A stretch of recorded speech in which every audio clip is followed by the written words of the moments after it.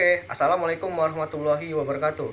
Saya Habib Laudana Naria, mahasiswa dari Universitas Islam Negeri Sumatera Utara, program studi manajemen 2C. Nah, di sini saya akan membuat video, yaitu berupa video pembelajaran. Sekaligus ini videonya saya telah menyelesaikan tugas yang telah diberikan oleh dosen saya di mata kuliah kewarganegaraan oleh Ibu Lia Saada. Nah, di video kali ini saya akan membawakan sebuah materi yang berjudul negara dan warga negara. Nah, di sini kita akan bahas jauh lebih tuntas apa itu negara dan apa itu warga negara. Apa itu betul-betul negara, sifat negara itu bagaimana, sifat pemerintahan itu bagaimana, dan apa itu warga negara dan hak dan kewajiban itu bagaimana. Oke. Nah, ini materinya ini sudah dibahas oleh teman-teman di kelas saya, dan saya hanya meneruskan saja. Dan juga dosen saya pun juga memberikan sebuah materi yang lebih konsep lagi tentang warga negara ini, negara dan warga negara ini. Saya hanya meneruskan saja apa yang telah diberikan oleh beliau dan juga teman-teman di kelas saya, sehingga kita nanti dapat mengerti apa yang dimaksudkan dalam video kali ini. Oke, simak ya, video chapter yang pertama itu saya akan membawa tentang negara, habis itu warga negara. Oke, simak ya.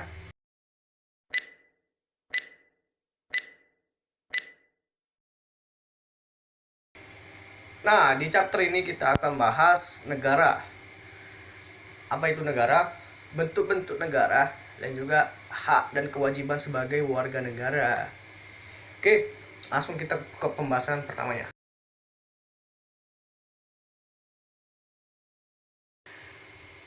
Negara. Apa sih negara itu? Oh, udah banyak yang tahu lah ya, apa itu negara. Oh, negara itu tempat tinggal, Beb. Oh, negara itu wilayah. Oh, negara itu tempat orang-orang tinggal di wilayah itu. Oh, negara itu pengakuan. Nah, banyak kan pengertiannya. Nah, nanti kita akan jadikan satu pengertian itu menjadi satu definisi yang dikemukakan oleh beberapa para ahli. Nah, negara itu apa? Tapi sebelum masuk ke negara, saya mau membahas apa itu bangsa. Karena bangsa ini juga melekat pada negara kan. Nah, apa itu bangsa? Loh, bangsa kan negara. Negara itu kan bangsa. Nah, di sini kita bahas ya. Nah, kita masuk ke bangsa dulu.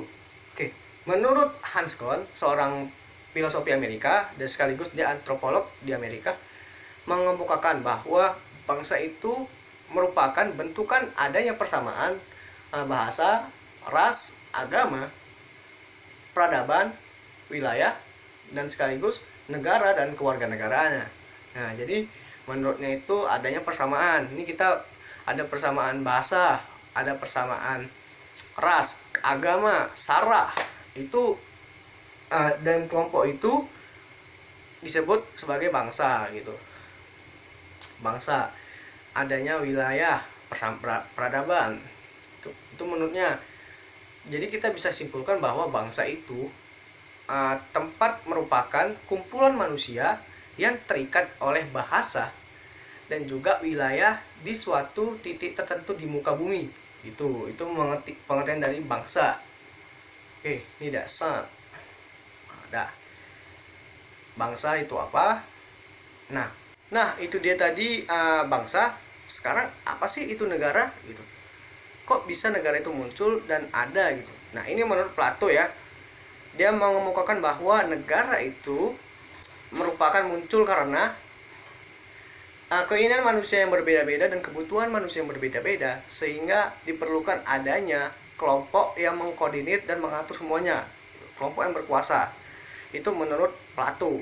Jadi kita kan memiliki keinginan yang heterogen, sehingga diperlukan adanya kelompok pemimpin yang dapat memimpin kita dari keinginan yang berbeda-beda itu, sehingga kita dapat hidup bersama dan aman. Itulah disebut dengan negara menurut Plato. Tapi ada juga konvensi dari Montevideo. Dia mengemukakan bahwa negara itu harus memiliki 4 unsur. Negara harus memiliki 4 unsur. Yang pertama, negara itu harus memiliki rakyat. Dan yang kedua, negara itu harus adanya wilayah. Dan yang ketiga, adanya pemerintahan. Dan yang keempat itu adanya pengakuan. Nah, itu menurut Montevideo. Tentu di dalam negara itu pasti adanya rakyat. Kalau nggak ada rakyat ya bagaimana ada negara itu gitu. Negara tanpa rakyat loh, mana bisa gitu. sedangkan tadi menurut si Plato kan mengemukakan bahwa karena ada keinginan manusia yang berbeda-beda itulah sehingga diperlukan kita menciptakan suatu kelompok yang dimana kelompok itu dapat berkuasa memimpin kita sehingga kita aman di dalam suatu wilayah itu. Itulah disebut negara. Tapi kalau nggak ada rakyatnya cemana membentuk negara gitu. Nah, itu menurut si Montevideo. Dan yang kedua itu ada wilayah. Tentu jelas harus adanya tempat tinggal. Wilayah yang di teritori itu yang dimiliki dalam suatu negara. Dan yang ketiga itu pemerintahan, di mana suatu kelompok itu dapat memimpin mereka sehingga terciptanya kehidupan yang aman dan tentram di dalam suatu wilayah. Keempat itu ada pengakuan. Tentu negara itu harus diakui oleh negara-negara yang lain juga sehingga kita dapat bekerja sama satu negara ke satu negara yang lain. Nah, itu konsep dari negara menurut beberapa para ahli. Dan juga yang terakhir menurut si Jean Rousseau bahwa negara itu muncul karena sesuai dengan perjanjian masyarakat. Oh, kita mau hidup aman, oh kita mau hidup tentram, oh kita mau adanya perlindungan di wilayah ini, sehingga mereka membuat perjanjian. Nah, perjanjian itu kita hubungkan ke pengertian dari si Plato bahwa karena keinginan manusia yang berbeda-beda itu diperlukan harus adanya pemimpin yang dapat memimpin kita dari keinginan yang berbeda-beda dan kebutuhan yang berbeda-beda sehingga kita di dalam suatu wilayah itu aman dan tentram gitu. Itu menurut definisi negara dari beberapa para ahli. Udah nangkep kan konsepnya kan? Nah, sekarang kita ke implementasi negara. Nah, implementasi negara itu ada 4 juga ya. 1, 2, 3, 4. Oke, yang pertama, negara itu sebagai alat untuk mengakui hak-hak asasi manusia. Oke, negara. Dan yang kedua itu negara sebagai alat untuk merealisasikan keadilan. Dan yang ketiga itu negara sebagai alat untuk merealisasikan kemakmuran. Dan yang keempat, negara sebagai alat realisasikan kita untuk mematuhi aturan perintah Tuhan. Oke, itu dia tadi implementasi dasar negara. Nah, kita masuk ke bentuk-bentuk negara. Oke, sekarang kita masuk ke bentuk-bentuk negara. Ini sudah saya klasifikasi bentuk-bentuk negara dan juga sifat negara itu bagaimana, bentuk negara dan sifat pemerintahan itu bagaimana, sudah saya klasifikasi bahwa ini ada suatu bentuk negara yang pertama itu dia bentuknya negara kesatuan, di mana memiliki sifat yang otoriter, sifat negaranya otoriter, represif. Kita lebih mengikuti aturan-aturan itu, kita tidak bisa mengemukakan secara bebas, kita tidak bisa semena-mena, kita harus mengikuti aturan-aturan yang ada berlaku di negara itu. Otoriter, negara otoriter. Namun yang kedua itu ada negara serikat. Nah, serikat itu artinya kita artikan negara federal yang bebas, negara demokratik. Demokratik ini dia negaranya responsif terhadap warga negaranya. Nah, kita bisa mengemukakan pendapat kita secara apa yang kita mau, dan negara itu juga respon terhadap apa yang kita mau sebagai warga negaranya. Lalu di sini juga ada bentuk negara lain yaitu monarki dan juga republik. Monarki itu sifat pemerintah itu sebagaimana? Nah, bentuk pemerintahannya, sifat pemerintahnya itu dia diktator atau sistemnya yang dianut itu sistem parlementer. Dan yang kedua itu republik ya. Sistem pemerintahannya itu dia bersifat demokratis dan juga dia sistemnya tuh presidensial. Jadi kalau monarki itu kayak raja, pemimpinnya tuh raja, ratu. Kalau negara republik itu dia presiden yang kita angkat secara demokratik, kita pilih dari suara yang terbanyak. Itu dia tadi bentuk-bentuk negara. Oke, sekarang kita masuk ke warga negara.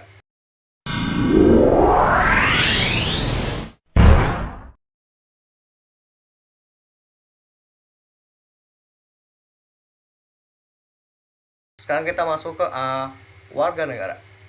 Warga negara itu apa sih? Apa sih warga negara itu? Nah, kita bisa contoh kecilnya saja, kita ambil contoh kecilnya saja. Saya sebagai warga negara Indonesia. Nah, saya sebagai warga negara Indonesia ini sebagai apa di negara itu? Sebagai penduduk men. Nah, penduduk di negara itu, penduduk di wilayah itu. Sehingga ketika sudah diberikan status kewarganegaraan di negara itu, sehingga saya menjadi warga negara di negara itu gitu. Jadi itu tadi konsep warga negara.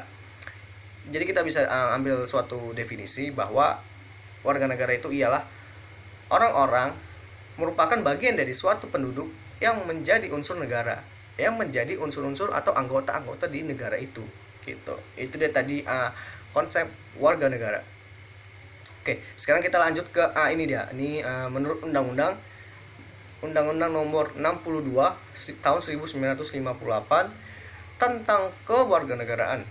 Nah, ini tentang kewarganegaraan ini dia tentang bagaimana caranya setiap orang bisa menjadi warga negara melalui cara sebagai berikut. Yang pertama,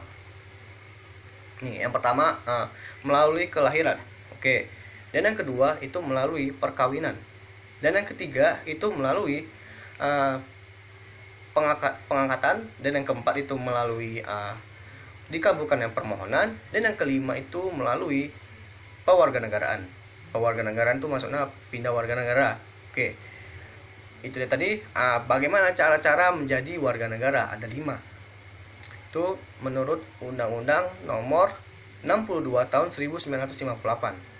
Oke, sekarang kita lanjut ke hak dan kewajiban sebagai warga negara.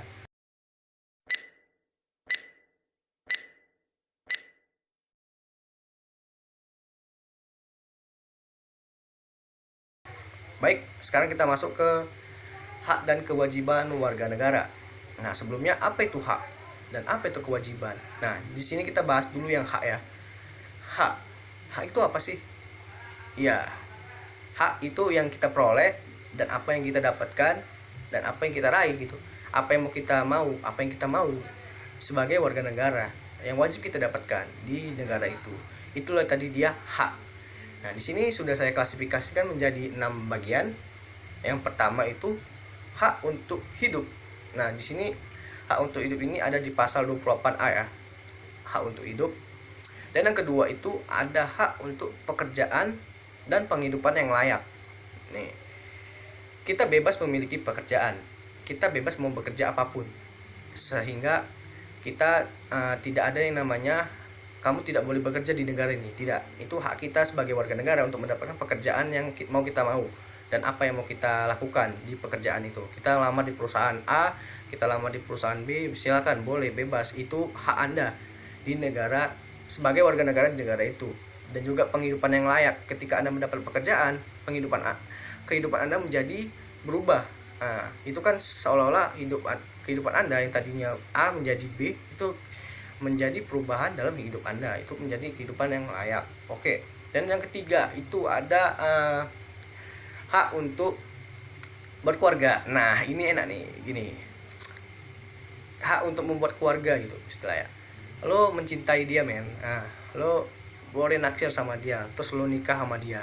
Terus lo menjadi keluarga yang sakinah, mawaddah dan warahmah. Amin. Nah, itu boleh, nggak ngelarang. Itu hak lo sebagai kamu sebagai warga negara di negara itu. Itu hak kita ya di negara itu ya. Oke, dan yang keempat itu ada hak untuk pengembangan diri.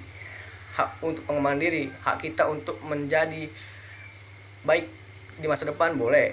Hak kita untuk mendapatkan pendidikan, hak untuk kita melatih soft skill kita untuk ya berguna untuk masa depan lah istilahnya.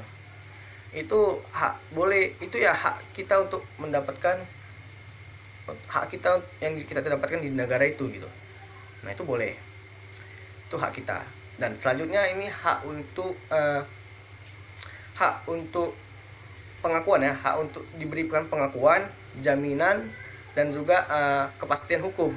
Kepastian hukum yang jelas sehingga kita di depan hukum ini setara, tidak ada hukum yang menitik beratkan antara A dan B, tidak ada.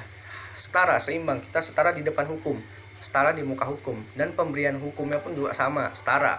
Jika dia melakukan yang berat dan ringan itu ada kelas-kelasnya dalam petahapan hukum-hukumnya. Itu sudah jelas sudah ada di dalam undang-undang bahwa kita setara di depan hukum dan juga kepastian hukum yang adil, tidak maksudnya merata dalam pembagian hukumnya. Oke. Dan yang terakhir ini keenam itu ialah hak untuk kita hak milik pribadi. Hak untuk milik pribadi ini kita ini wajib memiliki hak kita. Ini misalnya barang kita, ini barang saya, ini barang kepunyaan saya, itu hak kita gitu, bukan milik orang lain. Ada pengakuan dari hak milik kita gitu, dibuktikan oleh surat-surat biasanya. Nah itu dia tadi hak yang wajib kita dapatkan sebagai warga negara. Nah selanjutnya kita masuk ke kewajiban. Oke, sekarang kita masuk ke kewajiban. Apa itu kewajiban? Dari katanya wajib. Wajib itu harus kan? Harus kita lakukan. Harus kita mau nggak mau kita harus lakukan perintah yang telah diberikan. Loh, emang apa perintah yang diberikan? Nah, kita kan sudah diberikan hak-hak sebagai warga negara, hak-hak yang kita dapati di negara itu. Sebaliknya dong, kita timbal balik terhadap negara. Apa kewajiban kita sebagai warga negara di negara itu gitu. Jadi bisa kita definisikan kewajiban sebagai warga negara yaitu upaya atau segala sesuatu yang kita lakukan sebagai warga negara dalam upaya tanggung jawab dan juga sesuai dengan peraturan perundang-undangan yang berlaku. Itu dia kewajiban kita sebagai warga negara. Nah, saya sudah klasifikasikan lagi seperti hak warga negara. Di sini kewajiban warga negara saya klasifikasikan menjadi 5. Tadi kan 6, sekarang 5. Nah, yang pertama, kita wajib menaati hukum dan pemerintah. Nah, mau nggak mau kita harus wajib menaati hukum yang telah berlaku di negara itu dan pemerintahan yang lagi memerintah di negara itu gitu. Misalnya negara Indonesia, negara kita di Indonesia, kita wajib menaati peraturan-peraturan hukum yang berlaku gitu. Dan yang kedua, kita wajib ikut serta dalam pembelaan negara. Kita wajib kita bela, mau itu negara kita bagaimana, kita wajib membela. Misalnya negara kita dicap negatif oleh negara lain, kita wajib membela negara kita gitu. Kita wajib negara kami nggak seperti ini. Pokoknya kita wajib membela negara. Bisa juga seperti kayak angkatan laut, kita mengikuti angkatan laut, itu kan bela negara dalam upaya-upaya pembelaan negara istilahnya. Udah. Sekarang kita ketiga, kita wajib untuk menaati aturan-aturan atau hak-hak asasi manusia. Kita menghargai satu sama lain, hak-hak pendapat manusia yang lain. Maksudnya dan konteksnya ini orang lain ya. Di sini orang lain, jadi kita menghargai pendapat mereka. Apa yang mereka beri kita hargai, hak-hak yang mereka miliki kita hargai. Jangan kita sesuka-sukanya mengambil hak mereka gitu. Dan yang keempat itu hak dalam upaya pertahanan dan juga keamanan negara. Nah, di sini kita di sini bukan hanya sebagai warga negara yang biasa-biasa saja, tapi kita juga mampu mempertahankan sekaligus keamanan negara. Misalnya ada kericauan di negara itu, kita misalnya kita sebagai anggota DPR, kita wajib entah bagian parpol lah, pokoknya bagian yang dapat menertibkan negara itu, kita bisa mengikut serta dalam pengambilan tindakan itu. Dan yang kelima ini ikut serta dalam dalam kewajiban kita dalam taat dalam